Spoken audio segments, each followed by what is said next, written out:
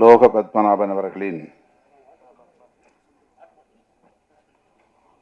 படைப்பான செம்பியன் மாதேவி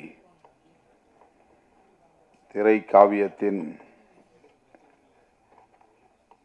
இசை மற்றும் முன்னோட்ட காட்சி வெளியீட்டு விழாவை சிறப்பிக்கிற வகையில் பங்கேற்று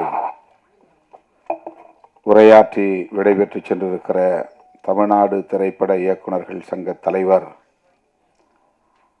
மதிப்புமிகு ஆர்.வி. உதயகுமார் அவர்களே, எழுத்தாளர் ஓவியா அவர்களே, திரு துரைசாமி அவர்களே, திரு விஜயமுரளி அவர்களே, திரைப்பட இயக்குநர்கள் திரு சுப்பிரமணிய சிவா அவர்களே, திரு ராஜா ஆனந்த் அவர்களே, தொழிலதிபர் பரசு முருகையன் அவர்களே,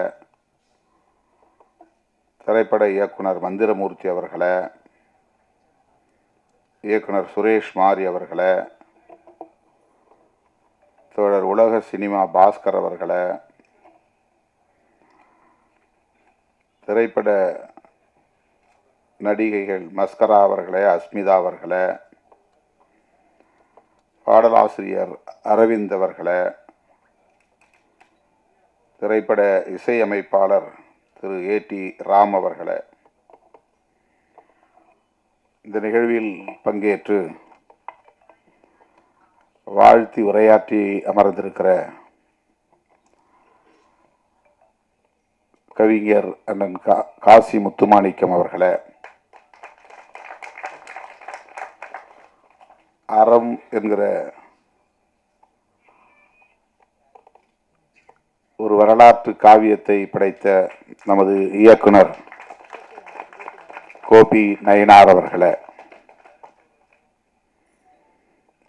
மற்றும் இந்த திரைப்படத்தில் இந்த படைப்பாக்கத்தில் இயக்குனர் லோக பத்மநாபன் அவர்களுக்கு துணை நின்ற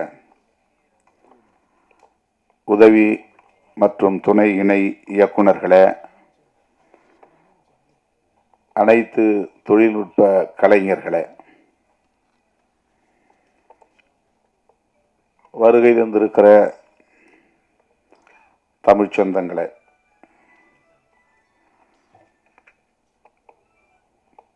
திரு லோக பத்மநாபன் அவர்களே, உங்கள் அனைவருக்கும் என்னுடைய பணிவார்ந்த வணக்கத்தை தெரிவித்துக் கொள்கிறேன். சற்று காலந்தாழ்ந்து வர நேர்ந்தமைக்கு முதலில் வருத்தத்தை தெரிவித்துக் கொள்கிறேன்.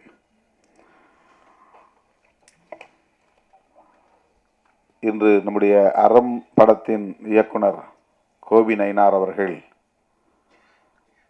இயக்கியுள்ள மனுஷி என்கிற ஒரு திரைப்படத்தின் முன்னோட்ட காட்சியை பார்க்கிற ஒரு சூழல் அமைந்தது. திரு வெற்றிமாறன் அவர்களின் தயாரிப்பில் கோபி நயினார் அவர்களின் இயக்கத்தில் விரைவில் வெளிவர இருக்கிற இசையமைப்பாளர் இளையராஜா அவர்களுடைய இசையில், பின்னணி இசையில் விரைவில் வெளிவர இருக்கிற மனுஷி திரைப்படத்தை பார்த்தோம். அதனால்தான் 3 பேரும் ஒன்றாக வந்து சேர்ந்திருக்கிறோம். இயக்குனர் கோபி அவர்களும் நம்முடைய அண்ணன் கவிஞர் காசி முத்துமாணிக்கம் அவர்களும்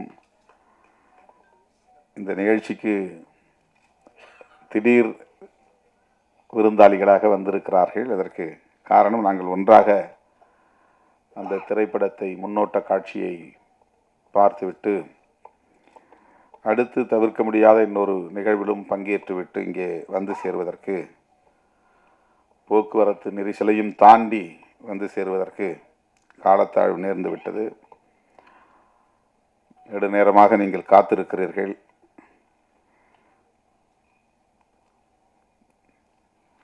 நான் நீண்ட நேரம் எடுத்துக்கொள்ள விரும்பவில்லை. லோக பத்மநாபன் அவர்கள் பேசும்போது 2010 நான் இந்த மேடையில் ஒரு உதவி இயக்குனராக ஏறி நிற்கிற வாய்ப்பு கிடைத்தது. 14 ஆண்டுகளுக்கு பிறகு ஒரு இயக்குனராக இந்த மேடையில் நான் வந்து நிற்கிறேன். இது ஒரு அருமையான தருணமாக நான் பார்க்கிறேன் என்று தன்னுடைய நெடிய பயணத்தை திரும்பி பார்க்கிறார். இந்த இடத்தை எட்டுவதற்கு ஒரு மாமாங்கம் தேவைப்பட்டிருக்கிறது. 12 ஆண்டுகளுக்கு மேலாக எப்படி இவர் இயக்குகிறார், எழுதுகிறார், நடிக்கிறார், இசையும் அமைக்கிறார் என்று பலரும் இங்கே வியப்பாக கேள்வி எழுப்பினார்கள். அதற்கு நான் விடை சொல்கிறேன் என்று தன்னுடைய போராட்ட வாழ்வை பகிர்ந்து கொண்டார். எத்தனை திரைப்படங்களில் உதவி இயக்குனராக, எத்தனை திரைப்படங்களில் துணை இயக்குனராக, இணை இயக்குனராக பணியாற்றினேன். தமிழை தாண்டி தெலுங்கு போன்ற பிற மொழிகளிலும் நான் பணியாற்றி இருக்கிறேன். 5 ஆண்டு காலம் இசை மாணவனாக பட்டய வகுப்பில் பயின்று தேர்ச்சி பெற்றிருக்கிறேன் என்று தனக்குள்ள தகுதி நிலைகளையும் இங்கே எடுத்துரைத்தார். இத்தனை தகுதிகள் இருந்தும், ஆற்றல் இருந்தும், அனுபவம் பட்டறிவு இருந்தும் தான் எண்ணியதை எய்துவதற்கு, அடைவதற்கு இந்த களத்தில் எவ்வாறு போராட வேண்டியிருக்கிறது என்பதைத்தான் அவருடைய உரை நமக்கு உணர்த்தி இருக்கிறது. 13 ஆண்டுகளுக்கு பிறகு ஒரு இயக்குனராக இப்போது அவர் இந்த மேடையிலே நிற்கிறார். அவர் இயக்கிய, படைத்திருக்கிற அந்த திரைப்படத்தின் இசை தட்டினை வெளியிடுவதற்கான ஒரு வாய்ப்பை எனக்கு வழங்கி எனக்கு பெருமை சேர்த்திருக்கிறார். அதற்காக நான் அவருக்கு முதலில் நன்றியை தெரிவித்துக் கொள்கிறேன். திரைப்படத்தை முழுமையாக பார்த்தால்தான் அதை பற்றி நாம் சொல்ல முடியும். ஆனாலும் அதன் கருப்பொருள் என்ன என்பதை நம்முடைய ஆர்வி உதயகுமார் அவர்களும் சரி, எனக்கு முன்னர் பேசிய அனைவரும் சரி கோடிட்டு காட்டியிருக்கிறார்கள், தொட்டு பேசியிருக்கிறார்கள். தமிழ்நாட்டில் காதல் என்பதும் ஒரு அரசியலுக்கான பேசுபடு பொருளாக மாறியிருக்கிறது. காதலை பற்றியும் பேசி அரசியல் ஆதாயம் தேட முடியும் என்பது தமிழக அரசியலில்தான் முதலாக நாம் பார்க்கிறோம். அரசியல் ஆதாயத்திற்கு காதலையும் பயன்படுத்துவது, அதையும் ஒரு மூலதனமாக மாற்றிக்கொள்வது. ஒருபடி அரசியல்வாதியை தாண்டி சினிமா துறையிலே இருப்பவர்களும் கூட நாடக காதல் என்கிற பெயரிலே அதையும் அரசியலாக்கி அல்லது வணிகமாக்கி ஆதாயம் தேட பார்க்கிறார்கள். அவர்கள் அரசியல்வாதியிடமும் கெட்டிக்காரர்கள். அரசியல்வாதிகளையும் தூக்கி சாப்பிடக்கூடிய அளவுக்கு கெட்டிக்காரர்களாக இருக்கிறார்கள். என் பெயரை சொல்லியும் பிழைக்கிறார்கள். பிழைத்து விட்டு போகட்டும் என்று நான் அதை கண்டுகொள்ளவில்லை. எனக்கும் அதற்கும் அவர்கள் சொல்லுகிற பொருளுக்கும் சம்பந்தமே கிடையாது. என் பெயரை சொல்லி ஒரு படம் தயார் பண்ணி அதிலே வணிகம் செய்ய முடியும் என்கிற அளவுக்கு நான் ஒரு மூலதன பொருளாக இருக்கிறேன் அவர்களுக்கு என்று சில நேரங்களில் நான் தோழர்களோடு பகிர்ந்து கொள்வதுண்டு. காதல் என்பது காலம் காலமாக பேசப்பட்டு வருகிற ஒரு உயர்ந்த சொல், சிறந்த சொல். மனிதன் தோன்றிய காலத்திலிருந்து மனித குலத்தை வழிநடத்துகிற ஒரு வலிமை மிக்க சொல் காதல்.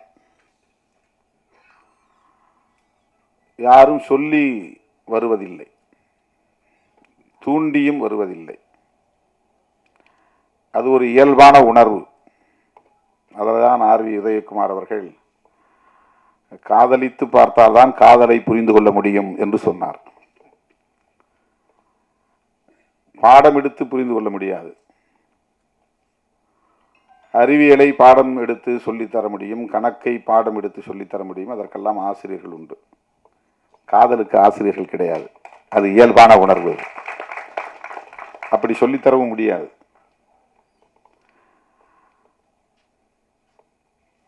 எல்லா உயிரிடத்தும் இருக்கிறது, ஆண்கள் பெண் மனித குலத்தில் மட்டுமல்ல, உயிரினங்களுக்கு இருக்கிற ஒரு பொதுவான உணர்வு அது. அது உலகம் தழுவிய ஒரு பொது உணர்வு, எல்லா உயிரினத்துக்கும் பொதுவான உணர்வு அது. மனுஷனுக்கு மட்டும்தான் இருக்குங்கிறது கிடையாது. உயிரினமாக இருக்கக்கூடிய இரு பாலினத்துக்கு இடையில் அவரவர் அந்தந்த உயிரினங்களுக்கு ஏற்ப அது நிகழ்கிறது. நம்மால் உணர முடியாமல் இருக்கலாம். பறவைகளுக்கு இடையிலே நிகழ்கிறது, ஊர்வன இடையே நிகழ்கிறது, விலங்குகளிடையே நிகழ்கிறது. மனிதனால் அது உணர முடியாது. மனிதர்களுக்கிடையே இருக்கிறது. ஆனால் 100 விழுக்காடு ஒவ்வொருவரும் காதலித்துதான் திருமணம் செய்கிறார்களா என்றால் இல்லை.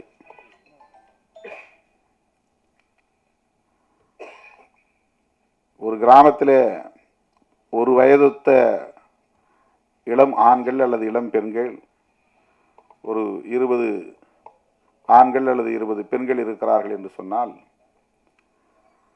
அவர்கள் அனைவருமே யாரையாவது காதல் செய்து தமது வாழ்க்கையை தீர்மானிக்கிறார்களா என்றால் கிடையாது. அங்கொன்றும் இங்கொன்றுமாகத்தான் அது நடக்கிறது. அதற்கான வாய்ப்பு உருவாகிறது. உணர்வு இருக்கும், அது கனியாது, மலராது, அந்த சூழல் உருவாகாது. ஆகவே இது ஒரு தன்னியல்பான ஒன்று.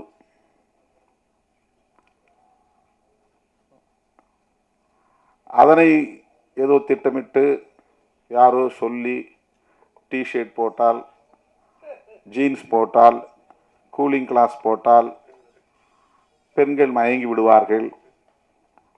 அந்த டிஷர்ட் போட்டவன் பின்னாலேயே பெண்கள் போய் விடுவார்கள் என்பதை போன்ற ஒரு தோற்றம் இங்கே உருவாக்கப்பட்டு அதற்கு ஒரு பெயரை சூட்டியிருக்கிறார்கள், நாடக காதல் என்று. அப்படி ஒன்று இருக்கவே முடியாது. காதல் காதல் தான், அவ்வளவுதான். இன்னொன்று அப்படி ஒன்று இல்லை, அப்படி ஒன்று இருக்க முடியாது. நாடகம் செய்தெல்லாம் யாரும் யாரையும் ஏமாற்றி விட முடியாது.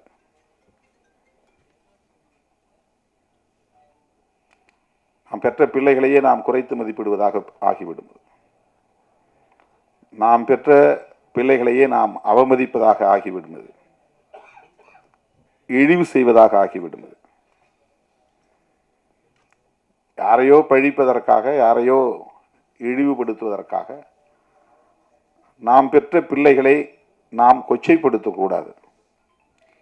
இந்த விமர்சனங்கள் ஒரு தனிநபருக்கு எதிரான விமர்சனங்கள் அரசியல் ரீதியாக செய்யப்படுகின்றன என்பது ஒரு புறம் இருந்தாலும், பெண்களை, நம் வீட்டு பிள்ளைகளை, பெண் பிள்ளைகளை அது கொச்சைப்படுத்துகிற ஒன்று.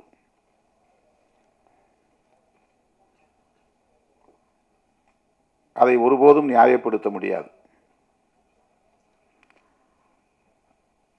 என்னிடத்திலே ஒரு பத்திரிகையாளர் கேட்டார், நான் திருப்பி கேட்டேன், திருமாவளவன் பிறப்பதற்கு முன்பு இந்த மண்ணில் காதல் இல்லையா? நான் வந்த பிறகுதான் இங்கே காதல் என்ற சொல் புழக்கத்தில் இருக்கிறதா? இது எவ்வளவு பெரிய அபாண்டம், எவ்வளவு பெரிய வீண் பழி. இதை சொல்லுகிறவர்கள் தங்கள் வீட்டில் உள்ள பிள்ளைகளையும் கவனத்திலே கொண்டு, கருத்திலே கொண்டு பேச வேண்டாமா என்ற ஒரு கேள்வியை எழுப்பினேன். அருமை தோழர்களே, காதல் என்பது இயல்பானது என்றால் இயற்கையானது என்று பொருள். இயல்பு என்றால் இயற்கை என்றுதான் பொருள். அது ஒரு இயற்கையான உணர்வு. அது வலிந்து உருவாக்க முடியாது. ஒருவர் சொல்லி இன்னொருவர் அதை செய்யவும் முடியாது. ஆகவே திரைப்படங்களாக இருந்தாலும் சரி, நாவல் எழுதுவதாக இருந்தாலும் சரி, எந்த படைப்பாக இருந்தாலும் சரி, தவறான ஒரு தோற்றத்தை உருவாக்கக்கூடாது. இதுதான் என்னுடைய கருத்து, என்னுடைய வேண்டுகோள். காதலுக்கு ஏன் எதிர்ப்பு வருகிறது? எல்லா நாடுகளிலும் இதுபோல காதலுக்கு எதிர்ப்பு உண்டா? கட்டாயமாக இருக்கும். காதலுக்கு எதிர்ப்பு கட்டாயமாக இருக்கும். அதனுடைய பரிமாணங்கள் நாட்டுக்கு நாடு வேறுபடுகிறது. இந்தியாவை பொறுத்தவரையில் ஏற்கனவே இங்கு நிறுவப்பட்டிருக்கிற ஒரு கருத்தியல் காதலை மறுக்கிறது. இனக்கலப்பு ஏற்பட்டு விடக்கூடாது அல்லது சாதி கலப்பு ஏற்பட்டு விடக்கூடாது என்பதுதான் அந்த கருத்தியல். சாதி தூய்மைவாதம் என்பதுதான் அந்த கருத்தியல்.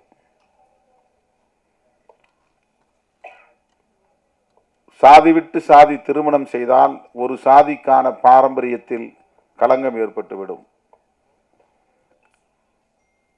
அந்த சாதி காப்பாற்றி வருகிற தூய்மை கலங்கப்பட்டுவிடும். எனவே திருமணத்தை சாதிக்குள்ளேயே பண்ண வேண்டும் என்பது இங்கே ஒரு கருத்தாக நிறுவப்பட்டிருக்கிறது. எஸ்டாபிளிஷ்ட் அகமண முறை, எண்டோகாமி. இது எஸ்சி எஸ்டி மக்களுக்கும் இதர மக்களுக்கும் இடையிலான பிரச்சனை கிடையாது. ஒவ்வொரு சாதிக்கும் இடையிலான பிரச்சனை இது. ஒவ்வொரு சாதிக்கும் இடையிலான பிரச்சனை இது. சாதியிலேயே உயர்ந்த சாதி என்று கருதப்படுகிற பிராமணர்கள் தனித்தனி சாதிகளாகத்தான் இருக்கிறார்கள். அங்கேயும் அகமண முறைதான் உண்டு, புறமண முறை கிடையாது. அங்கேயும் அகமண முறைதான். சாதி கலப்பு ஏற்படக்கூடாது என்பது அங்கேயும் இருக்கிறது. சாதி தூய்மைவாதம் அங்கேயும் இருக்கிறது. ஆகவே காதல், ஆர்.வி. உதயகுமார் அவர்கள் சொன்னதை போல, சாதி, மதம், மொழி, இனம் என்கிற வரையறைகளை தாண்டிய ஒன்று. அதை தடுப்பது இந்த கருத்தியல். சாதி விட்டு சாதியெல்லாம் காதலிக்க கூடாது, காதலித்தால் வெட்டுவோம். இது ஏன் நிகழ்கிறது? இனக்கலப்பு ஏற்படக்கூடாது, சாதி தூய்மை பாதுகாக்கப்பட வேண்டும். சாதி தூய்மை பாதுகாக்கப்பட வேண்டும் என்பதற்காக தண்டனை வழங்கப்பட்டது. அந்த தண்டனையை வரையறுத்த சட்டம்தான் மனுஸ்மிருதி. மனுஸ்மிருதி என்பது ஒரு சட்டம். அது ஒரு கோட் ஆஃப் மனு என்றுதான் அதற்கு பெயர். அதுதான் அந்த தண்டனையை தருகிறது. சாதி விட்டு சாதி திருமணம் பண்ணா அவங்கள அலோவ் பண்ணக்கூடாது, 2 பேரையும் ஒழிச்சிடணும். இல்லைன்னா சாதி கலப்பு ஏற்பட்டுரும். சாதி கலப்பு ஏற்படக்கூடாது என்பது ஒரு கருத்தியலாக இந்த மண்ணில் நிலைநிறுத்தப்பட்டிருக்கிறது. அந்த கருத்து தான் காதலுக்கு எதிர்ப்பாக நிற்கிறது. அதுதான் நாடக காதல் என்கிற புதிய சொல்லாடலை எல்லாம் கொண்டு வந்து நிறுத்துகிறது. படைப்பாளர்கள் அதை தாண்டி சிந்திக்க வேண்டும். அதனால்தான் கலைஞர்கள், படைப்பாளர்கள் சுதந்திரமானவர்களாக இருக்க வேண்டும். இந்த மாதிரியான எந்த பிற்போக்கான கருத்தியலுக்குள்ளும் போய் சிக்கிக் கொள்ளக்கூடாது. அவர்கள் இயல்பான வாழ்வியலோடு இயைந்து இயங்கக்கூடியவர்களாக இருக்க வேண்டும்.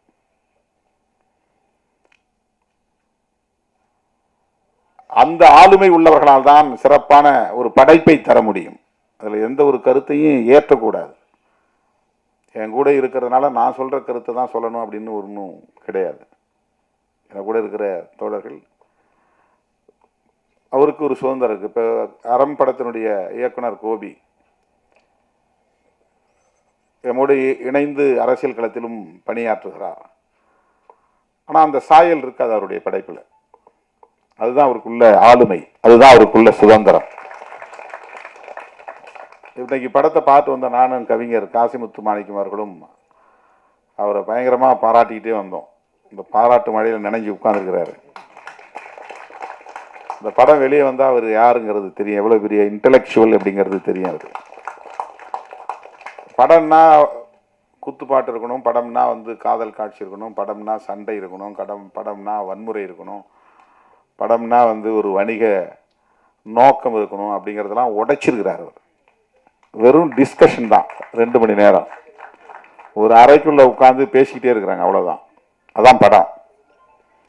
அவுட்டோர் ஷூட்டிங்லாம் கிடையாது, ஊரா கேமராவை எடுத்துட்டு சுத்துறதுலாம் இல்லை. ஒரு ரூமை பிடிச்சி ரூமில் 4 பேரை உட்கார வச்சு பேச வைக்கிறார்.